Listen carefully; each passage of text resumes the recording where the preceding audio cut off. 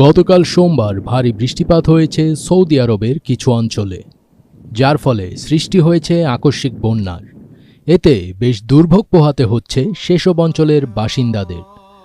জানা গেছে, ভারী বৃষ্টিপাতে বন্যা দেখা দিয়েছে সৌদি আরবের মক্কা, মদিনা অঞ্চল ও জেদ্দা শহরে। গতকাল সোমবার এই অঞ্চলগুলোতে বজ্রসহ ভারী বৃষ্টিপাত হয়।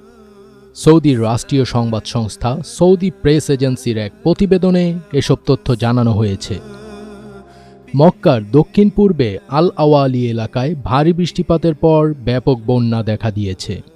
এএফপির প্রকাশিত একটি ভিডিও ফুটেজে দেখা যাচ্ছে রাস্তাঘাটে গাড়িগুলো পানির নিচে তলিয়ে গেছে এবং লোকজন বন্যার পানির মধ্য দিয়ে হেঁটে যাচ্ছেন। সৌদি আরবের ন্যাশনাল মেটিওরোলজিক্যাল সেন্টার সারা সপ্তাহ জুড়ে হালকা থেকে ভারী বৃষ্টি এবং বজ্রসহ বৃষ্টি এবং ধূলিঝড়ের পূর্বাভাস দিয়েছে। দেশটির পরিবেশ, জল ও কৃষি মন্ত্রণালয়ের তথ্য অনুযায়ী বদর প্রদেশের আল শাফিয়াহতে সর্বোচ্চ ৪৯ মিলিমিটার বৃষ্টিপাত রেকর্ড করা হয়েছে। এরপর সর্বোচ্চ বৃষ্টিপাত রেকর্ড করা হয়েছে জেদ্দার আল বাসাতিনে। সেখানে ৩৮ মিলিমিটার বৃষ্টিপাত রেকর্ড করা হয়েছে। মদিনায় মসজিদে নববীতে ৩৬.১ মিলিমিটার ও কুবা মসজিদে ২৮.৪ মিলিমিটার বৃষ্টিপাত রেকর্ড করা হয়েছে। এদিকে আকস্মিক বন্যার কারণে জেদ্দা ও মদিনায় রেড অ্যালার্ট জারি করা হয়েছে।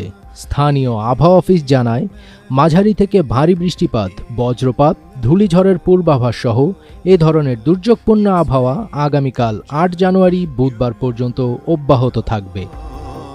গালফ মিডিয়া, আরব নিউজ সহ বিভিন্ন সৌদি মিডিয়ার খবরে বলা হচ্ছে, মদিনায় তীব্র বৃষ্টিপাত এবং আকস্মিক বন্যার কারণে রাস্তাগুলো যেন নদীতে পরিণত হয়েছে।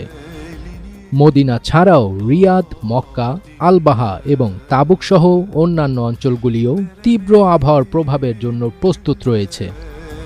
এনএমসি উত্তর সীমান্ত, আল জৌফ, হাইল, কাসিম এবং পূর্ব অঞ্চল জুড়ে একই রকম পরিস্থিতির পূর্বাভাস রয়েছে।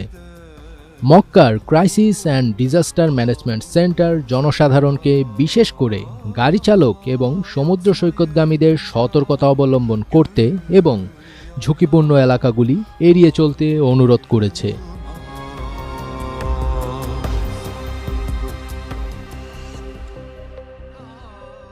ফজবির তাজ, এটিএন বাংলা।